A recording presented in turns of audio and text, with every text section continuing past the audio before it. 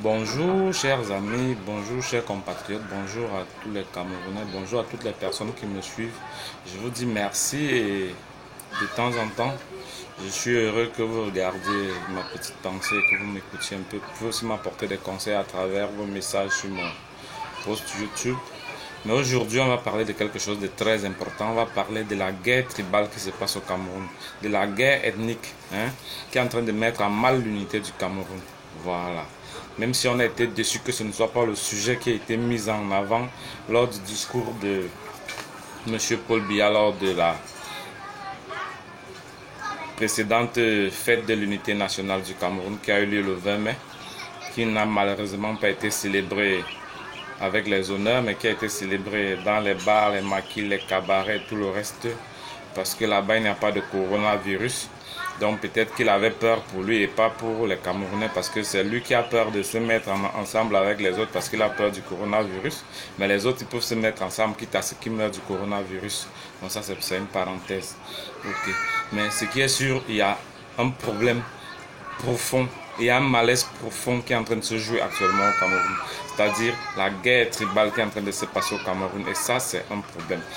Les gens pensent que quand on parle de guerre, ça veut dire forcément dire qu'il faut prendre les armes. Quand on parle de guerre, ça veut forcément dire qu'il faut aller au fond. Quand on parle de guerre, ça veut forcément dire qu'il faut faire de la bagarre. Mais à certains niveaux là, il y a d'autres formes de guerre.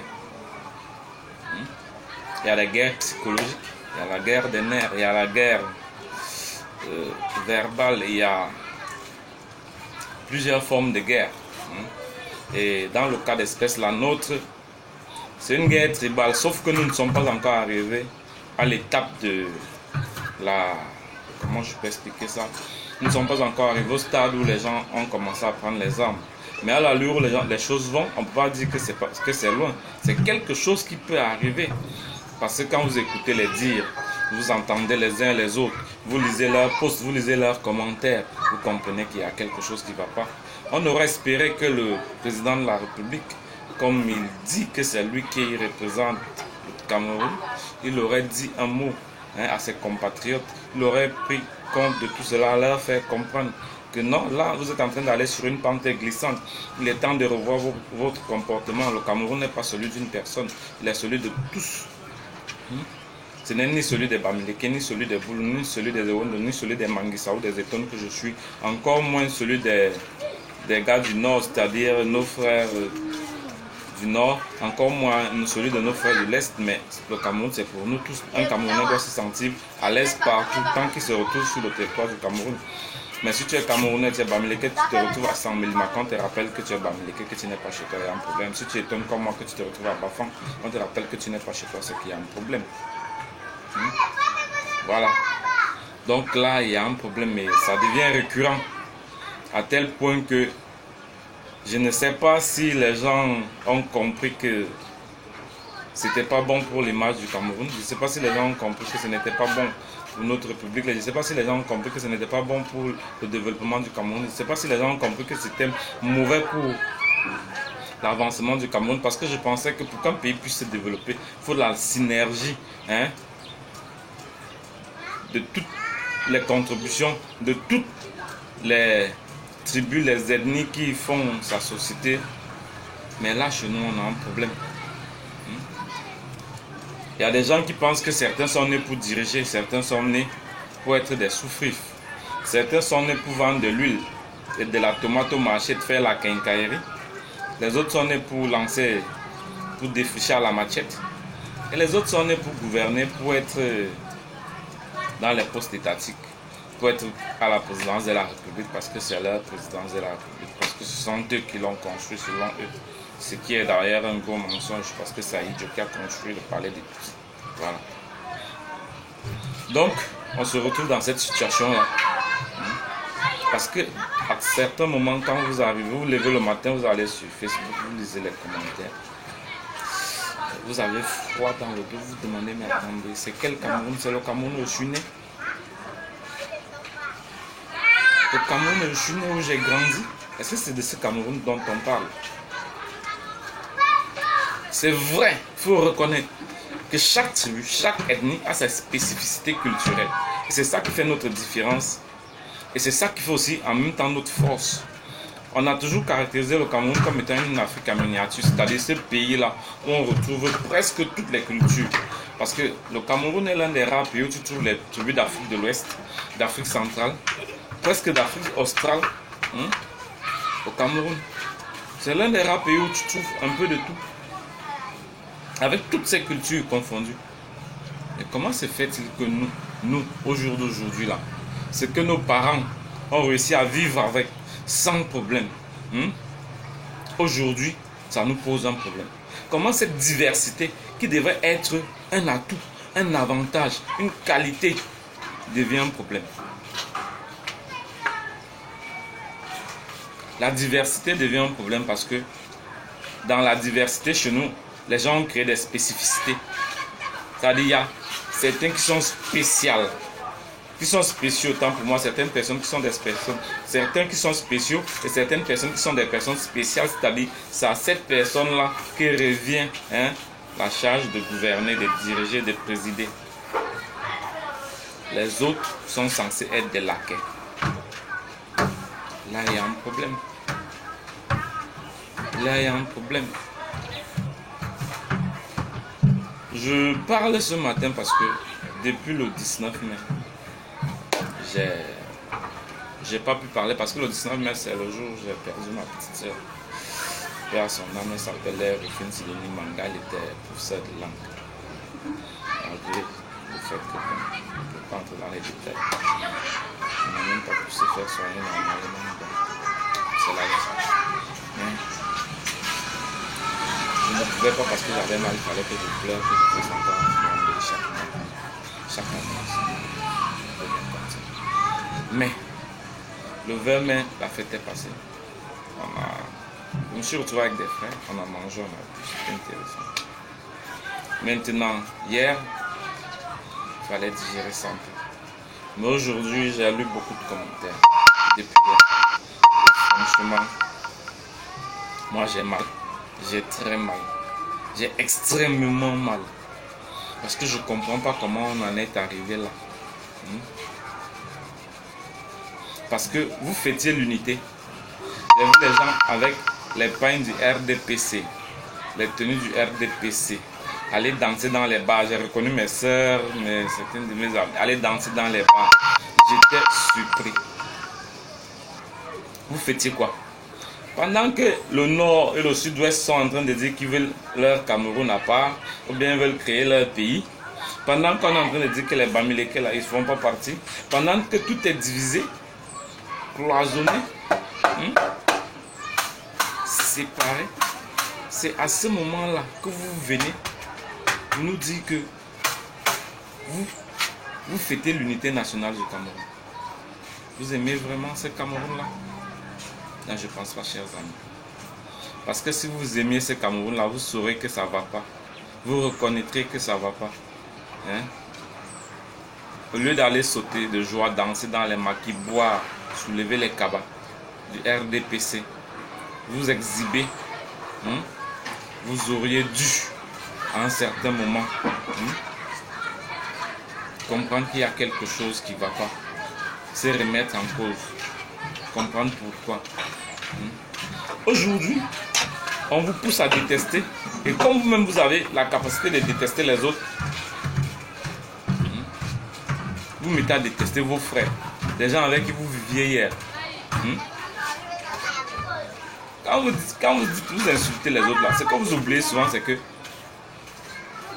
parmi ceux que vous insultez là, vous avez des amis dedans, vous avez des frères, parfois des neveux, parce que de plus en plus il y a un brassage, un métissage chez nous.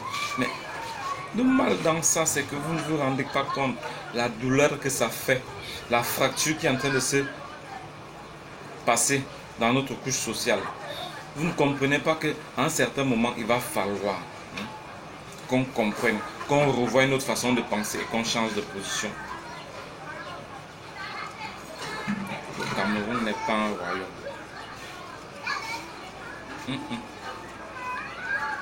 Arrêtons. Moi, je suis Biti ici, Mangissa, mais arrêtons de penser que le Cameroun, là, c'est pour les petits ou bien je sais pas quoi. Parce que c'est des bêtises.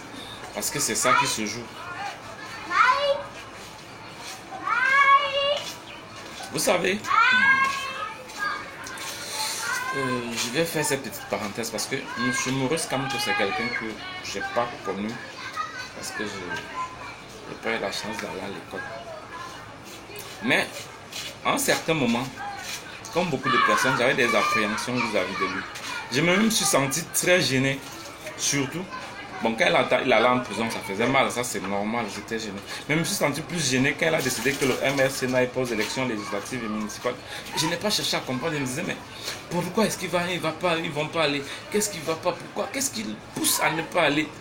C'est mieux d'aller avoir quelques places et puis se positionner et puis commencer à faire doucement, doucement, doucement. Quand certains activistes du MRC, certains internautes faisaient des commentaires sur la politique du PCRN qui est partisane pour les élections législatives, j'ai commencé à me dire, bon tiens, pourquoi vous dites ça? Vous n'êtes pas obligé de parler comme ça. Bon, j'ai critiqué beaucoup de personnes sur les réseaux sociaux. Mais avec du recul, je te dis qu'ils avaient raison. Le PCN est là, nous en sommes.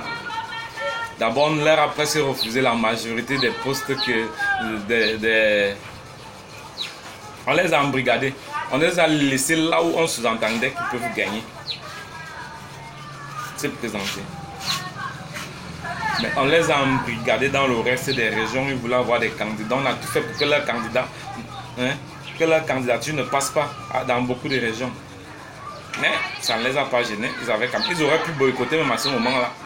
Mais comme quelqu'un voulait à tout prix être député, quitte à ce qu'on refuse les candidatures des autres, qu'on les empêche de candidater, mais lui il voulait être député, donc il allait et puis il a été député, parce qu'il fallait ça. Lui il joue son profil de carrière, c'est ce que vous ne comprenez pas, c'est l'opportunisme.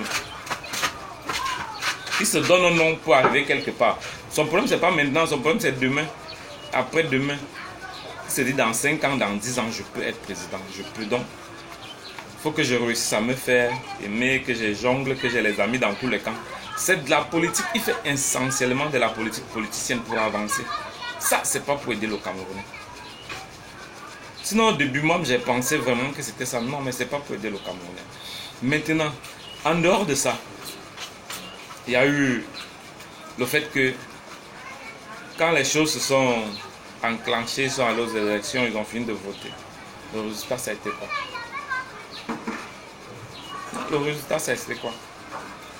À la fin, il a été obligé d'être inféodé au RDPC. Qu'il veuille ou non, il peut le nier aujourd'hui, mais il sait qu'il est inféodé au RDPC. Il peut le nier, mais c'est la vérité. Ça se voit, ça saute à l'œil. La preuve, c'est critique. Sa manière de parler. Il ne va pas nous dire que parce qu'il est devenu officiellement président d'un parti politique et qu'il est devenu officiellement député de la nation, ces critiques ont subitement changé. Il n'est plus assez acerbe parce que maintenant il siège à l'Assemblée nationale. Non, ne venez pas insulter notre intelligence. Maintenant, il joue son profil de carrière avec son équipe. C'est vrai, il veut l'avancer. Donc actuellement, on comprend que ce sont des gens qui sont dans une dynamique personnelle d'abord. Pour eux, vous êtes du bétail électoral. Mais peut-être que vous ne le savez pas. Mais je vous dis ça aujourd'hui. Maintenant, moi qui étais assez critique contre les gens du MRC, avec un peu de recul, le professeur Maurice Kamto a eu raison. Il l'a eu parce qu'il a permis à ce que quelque chose soit sorti, qu'on comprenne et qu'on voie réellement. Ça ne servait à rien d'aller à l'Assemblée nationale pour aller faire, comment je dis ça, pour aller faire figurer, pour aller figurer autant pour moi. On ne part pas à l'Assemblée nationale pour aller faire, pour figurer. On part à l'Assemblée nationale pour représenter les gens pour lesquels on a été élu. Si vous partez là-bas pour figurer, c'est que vous n'avez pas raison d'être. Parce que là, c'est notre argent que vous gaspillez. On vous paye avec l'argent du contribuable. Vos émoluments, c'est avec l'argent du contribuable. Donc, vous partez gaspiller notre argent. Donc, je reviens sur ce que je disais. Il y a une guerre tribale au Cameroun, une grosse guerre tribale et qui est en train de prendre de l'ampleur. Où certains pensent que les Bamileke sont les sous-hommes, que les Bétis et les Boulous sont des hommes qui, eux, méritent. Ils sont des super hommes. Pourtant, même quand si on regarde en réalité, les Bamileke sont plus intelligents que nous. Vous ne pouvez pas nier ça. Alors, dans nos écoles, là, la majorité des gars très brillants en mathématiques, là, sont les gars Bamileke. En physique, ce sont les gars Bamileke. On ne peut pas nier ça. Je ne dis pas que nous autres, nous ne sommes pas brillants, mais reconnaissons qu'ils sont souvent très brillants. Mais on dirait qu'ils sont là pour jouer le rôle de valets, de laquais. Parce qu'eux, ils ne doivent pas penser qu'ils peuvent présider au nom du Cameroun, qu'ils peuvent diriger au nom du Cameroun. À partir du moment où ils pensent ça, c'est qu'il y a un problème. Parce qu'ils doivent savoir où est leur limite. Moi, je ne savais pas qu'il y avait un plafond de verre pour certaines ethnies au Cameroun. Parce qu'apparemment, il y a un plafond de verre pour certaines ethnies. Hein?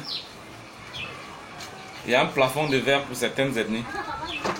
Donc, vous êtes en train de nous faire comprendre que certains de nos frères ne sont pas nos frères. Certains de nos frères ne doivent même pas être chez nous. Ou alors ne doivent pas vivre avec nous parce qu'eux, ils ne sont pas des hommes au même titre que nous. Simplement parce qu'ils ont pensé qu'il fallait faire les choses différemment. Je vais vous dire un truc. Alassane Dramane Ouattara, il a été traité de la même manière dont vous traitez Kanté. On l'a accusé de tout et de rien. On a amené tout un peuple à les détester.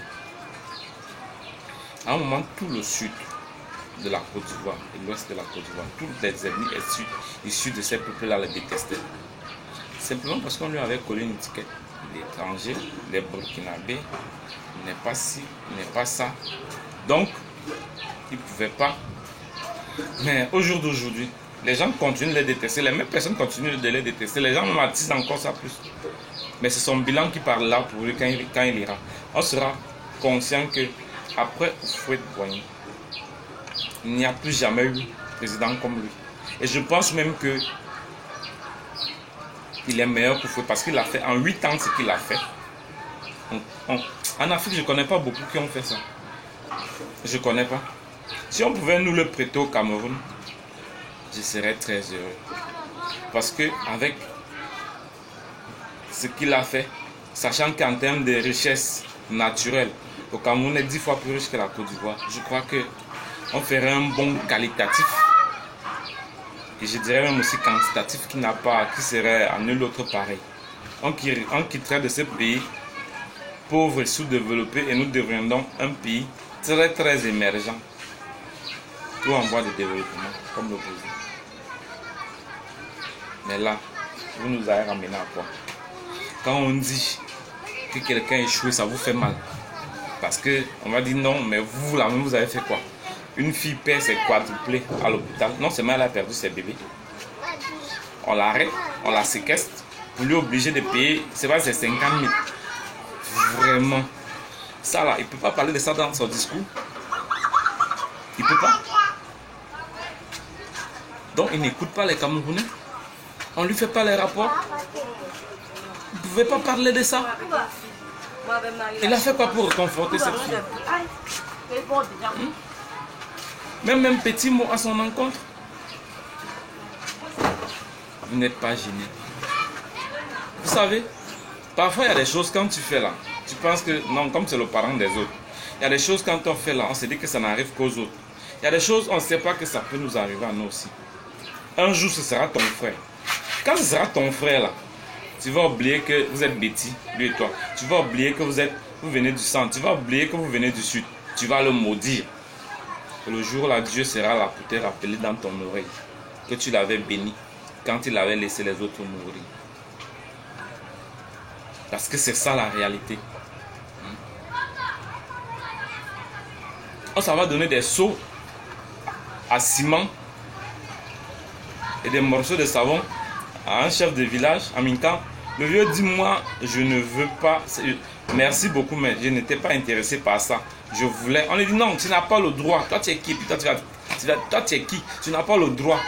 Si on t'a donné, tu prends et puis tu fermes la bouche et puis tu t'es. Et c'est un sous-préfet qui dit ça. Dans une république normale. Dans une république normale, vous savez que le monsieur là, le lendemain serait parti. Il aurait été limogé, peut-être licencié. Et pour finir, il ment en disant que la parole du chef d'État est empreinte du sceau de la souveraineté. Quelle souveraineté? La parole du chef d'État, là, ce n'est pas un décret, c'est une parole. Où est le décret? Vous dites c'est un don. Un don n'est pas obligatoire, il peut dire n'est pas intéressé. La parole du chef de l'État,